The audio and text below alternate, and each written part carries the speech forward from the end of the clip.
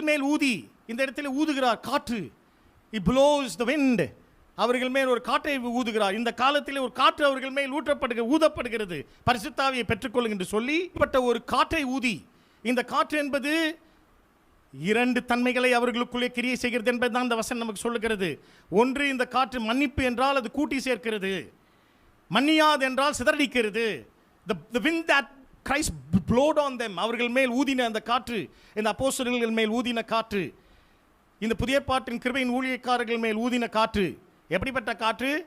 எவர்களை மன்னிக்கிறீர்களோ மன்னிக்கப்படும், எவர்களை மன்னியாதிருக்கப்படும். What does it mean? அப்ப அர்த்தம் என்ன? இந்த காற்று கூட்டி சேர்க்கும், இந்த காற்று சிதறடிக்கும், தேவையற்றவர்களை ஊதி தள்ளிவிடலாம். அதுதான் இந்த அப்போஸ்தலருக்கு தேவன் கொடுத்திருக்கிற வல்லமை. அனைத்தும் அக்கிரமக்காரன், துன்மார்க்கன், துஷ்டன், துராலோசனைக்காரன், அந்திகிறிஸ்தின் ஆவியினுடையவன், கள்ளத்தீர்க்கதரிசியின் ஆவியினுடையவன், witchcraft, the power of witchcraft என்பது கண்ட்ரோல், மற்றவர்களை கட்டுப்படுத்துகிறவன், மற்றவருடைய சுயாதீனத்தை குறைக்கிறவன், ஊதி தள்ளப்படுவன். You have to be blown away.